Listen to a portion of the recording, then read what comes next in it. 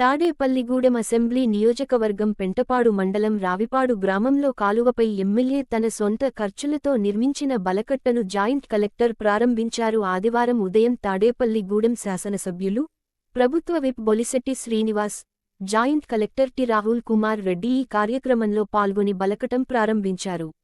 రావిపాడు గ్రామంలో దాదాపు 40 ఏళ్లకు రహదారిగా ఉపయోగపడే కాలువపై బలకట్టును జాయింట్ కలెక్టర్ ప్రారంభించారు.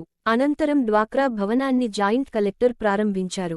ఈ సందర్భంగా బల్లకట్టు రవాణా సౌకర్యం పొందిన గ్రామస్తులు ఎమ్మెల్యేను అభినందించారు. ఈ కార్యక్రమంలో incharge MRO Ratnam, Tadepalligudem MRO Sunil, BJP incharge Ethakota Tataji, Narise Someswararao తదితరులు పాల్గొన్నారు.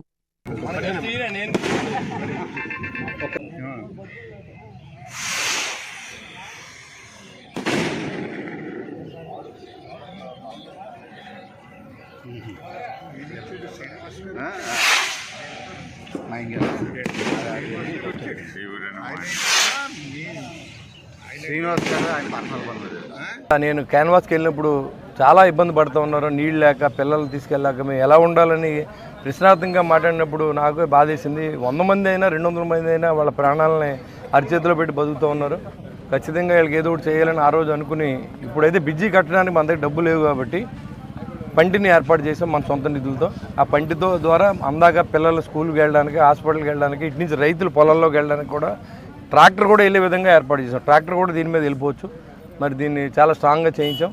మరి అందరూ కూడా దీన్ని యూటిలైజ్ చేసుకుని రాబోయే రోజు ఎక్కువ రోజులు దీన్ని మెయింటైన్ చేసుకోవాలి. మీరు ఏదో మనకు సంబంధం లేదు, ఏదో ఎవరో ఇచ్చేయాలి అనకుండా దీన్ని మీరు ఎంత ఎక్కువ రోజులు వాడితే అంత రోజులు మీకు ఉపయోగపడుతుంది. ఆ తర్వాత బ్రిడ్జి వస్తే ఆ తర్వాత దీన్ని ఉపయోగం లేకపోతే వేరే చోట దాన్ని మార్చుకోవచ్చు అనే ఉద్దేశంతో చేయించడం జరిగింది.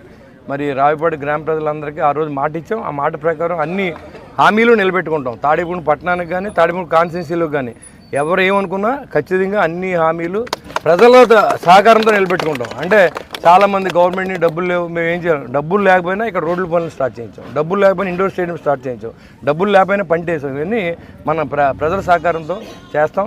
ఖచ్చితంగా ఈ 5 సంవత్సరాల్లో ఈ తాడేపల్లి కాన్స్టిట్యున్సీ అభివృద్ధి చేస్తాం. దానికి మీరు అందరూ సహకరించవలసిందిగా జాయింట్ కలెక్టర్ గారు నేను అడుగుతున్నాను. కలెక్టర్ గారిని కూడా మీరు ఎప్పుడు మా మాట కాదనలేదు, అయినప్పుడు కూడా మేము చేసి చూసినప్పుడు ఇక్కడ ప్రజలు పడే ఆ కష్టాల కోసం మిమ్మల్ని పిలవడం జరిగింది. ఈరోజు ఆదివారం అయినా వచ్చినందుకు మీకు థ్యాంక్స్ చెప్పుకుంటూ థ్యాంక్ యూ అండి.